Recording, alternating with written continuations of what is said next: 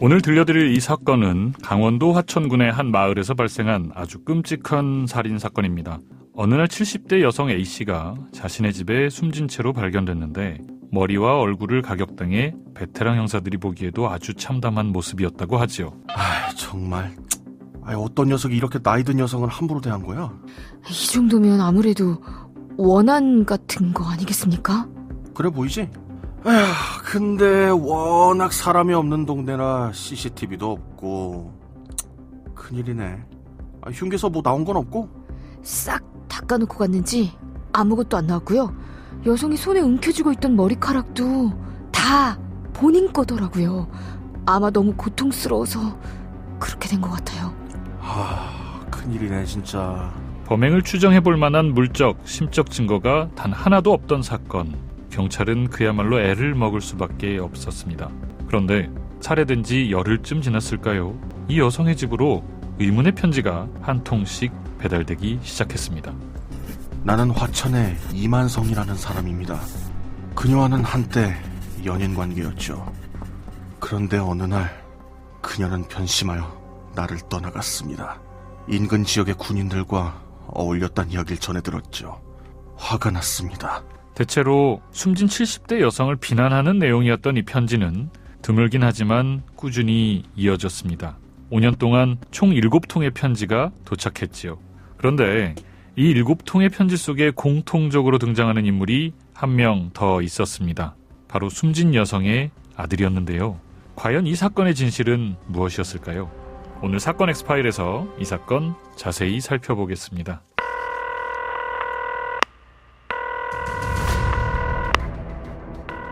사건은 보이는 것보다 가까이 있다. 이원화 변호사의 사건 엑스파일. 안녕하세요. 사건 엑스파일 정태근입니다. 오늘 로엘 법무법인 노범래 변호사와 함께합니다. 변호사님 어서 오세요. 안녕하십니까. 로엘 법무법인의 노범래 변호사입니다. 변호사님 혹시 행운의 편지라고 아세요? 예, 압니다. 어린 시절에 좀 많이 돌았던 그 편지 이야기 말씀하시는 거죠. 저도 받아본 적이 있었던 것 같습니다. 그때는 괜히 무서워가지고 다른 사람한테 뭐 꼭 전달해야 된다라고 생각했던 기억도 나네요. 저 어릴 때 행운의 편지라고 해서 이 편지는 영국에서 최초로 시작돼 이런 문구로 시작하는데 이걸 열어보면 제목은 행운의 편지라지만 실제로 안 좋은 일이 일어날 수도 있다. 그래서 아는 사람 몇 명에게 무조건 이걸 보내야만 한다. 이런 괴담 같은 게 있었거든요. 그런데 이것과는 다르지만 오늘 살펴볼 사건이 편지 덕분에 자칫 미제로 남을 뻔한 사건을 해결할 수 있었던 그런 케이스잖아요. 맞습니다. 미제로 빠질 뻔했던 사건에서 특이하게도 편지가 강력한 실마리가 되어서 해결된 사건입니다. 이 사건은 강원도 화천군의 작은 산골 마을에서 벌어진 일인데요. 2007년 10월 70대의 최모 할머니가 자신의 집에서 머리와 얼굴에 심각한 외상을 입은 상태로 끔찍하게 숨진 채 발견됐습니다. 안타까운 점은 사건 발생 당일에 피해자 할머니와 연락이 닿지 않아 걱정한 자녀들이 이웃 주민에게 안부를 물었고 이웃은 불이 켜져 있으니 안심해라라는 말까지 나왔는데 이렇게 사망 사실이 이후에 밝혀졌다는 점입니다. 도대체 누가 그랬을까요? 경찰도 초기에는 상당히 난항을 겪었습니다. 사건 현장에서는 도구나 기타 물증이 전혀 나오지 않았고요. 피해자의 머리나 얼굴에 여러 번 가격된 외상 정도를 볼 때 강도가 아닌 원한에 의한 살인 가능성이 크다고 판단했지만 마을이 워낙 외지고 CCTV 같은 것도 없었기 때문에 용의자를 특정하기가 거의 불가능했던 그런 상황이었습니다. 잔인함의 정도가 단순 강도로 보기는 어려운 부분이 있긴 하네요. 뭐 훔쳐가거나 그런 것도 없었던 모양이죠? 네, 아무것도 훔쳐간 것도 없었고 피해자는 평소 마을 주민들과의 관계도 원만했던 걸로 조사됐습니다. 그래서 수사 초점은 피해자와 가족 그리고 과거 인연이 있던 외부인으로 좁혀지게 됐죠.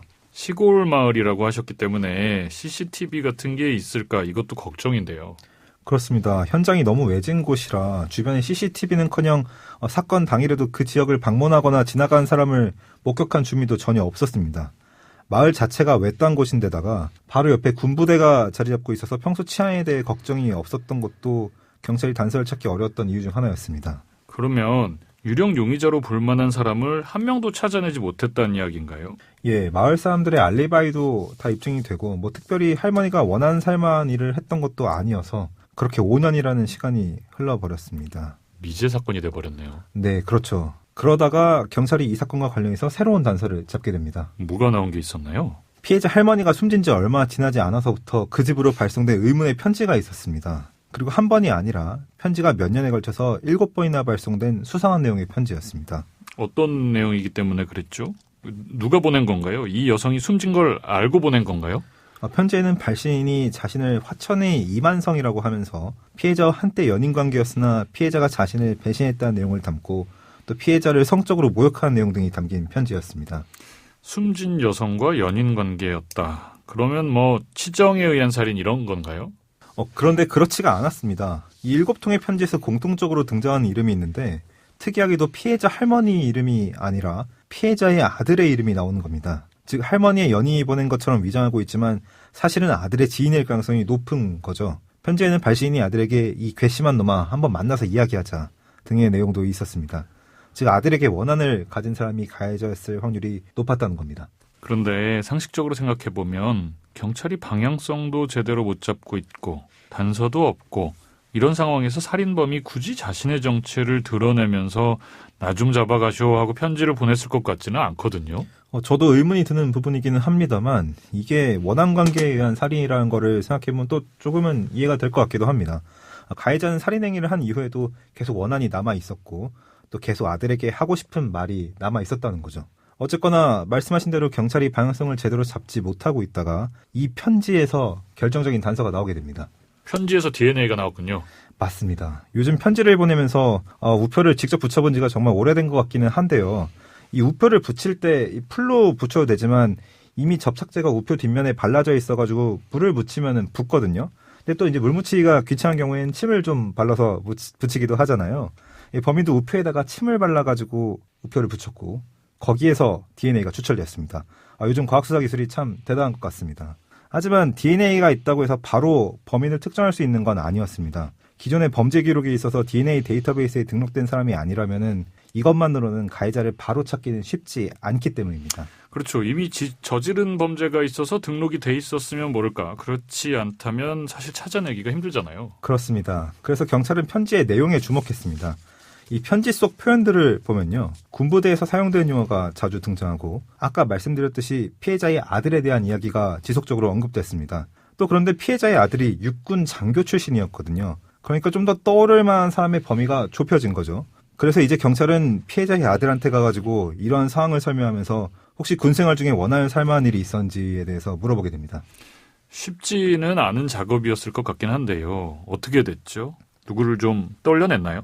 아들은 편지를 보고 한참의 기억을 더듬은 끝에 자신이 과거에 군대에서 연대장으로 복무하던 시절에 인사조치를 취한 조 씨를 떠올리게 됩니다. 당시 부사관으로 근무하던 조 씨는 피해자의 아들로부터 인사조치를 당하고 사표를 제출했던 사람입니다.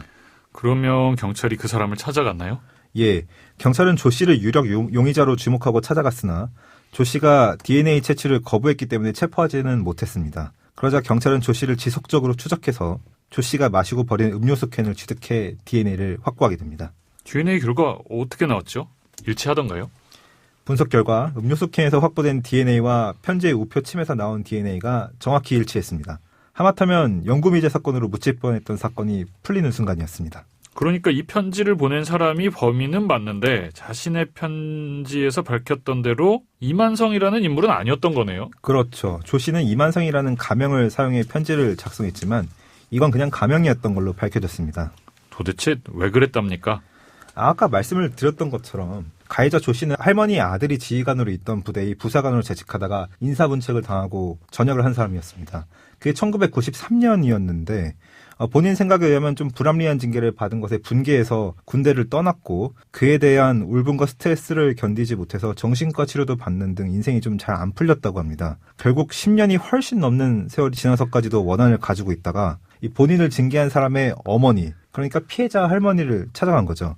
그래서 할머니한테 아들이 자신한테 했던 문책에 대해서 말하는 과정에서 할머니가 이 조 씨한테 화를 냈고 조 씨는 그에 격분한 나머지 할머니를 살해했다고 합니다. 그러면 편지는 도대체 왜 보냈을까요? 들키고 싶었던 것도 아닐 거고 편지로 자신의 정체를 밝힐 수 없을 거다 확신했던 건가요? 편지를 아예 보내지 않았으면 정체가 드러나지 않았을 텐데도 보냈던 이유는 말씀드렸던 것처럼 아마 20년 전 못 다 풀었던 응어리가 좀 남아있었기 때문에 범죄를 저지르고 그러고 나서도 편지를 보내서 아들에게 하고 싶은 말을 전하려고 했던 거는 아닌가 싶습니다. 어떤 처벌 받았나요?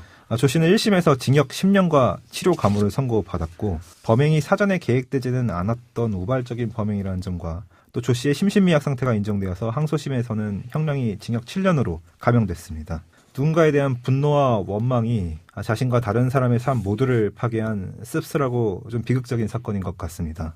누군가로부터 무시받았다는 마음의 응어리, 그것이 진실이건 아니건 간에 20년이 다 되도록 가슴속에 담아왔다는 점, 한편으로는 참 불쌍하다라는 생각도 들지만 그렇다고 해서 모든 사람이 누군가를 해코지하지는 않습니다. 심지어 이 가해자는 본인이 앙심을 품었던 해당 인물도 아닌 무고한 여성을 살해했지요. 단지 자신을 무시한 것 같다는 이유였습니다. 잘못된 원망과 한이 자신의 인생은 차치하고라도 다른 무고한 이의 삶까지 완전히 망가뜨려버린 너무나도 끔찍한 비극이 아니었나 싶습니다. 오늘 저희가 준비한 내용은 여기까지입니다. 끝곡으로 015B 세월의 흔적 다 버리고 들려드리면서 이 시간 마치겠습니다. 여러분은 모두 변호받아 마땅한 사람들입니다. 사건 X-파일! 여러분 고맙습니다.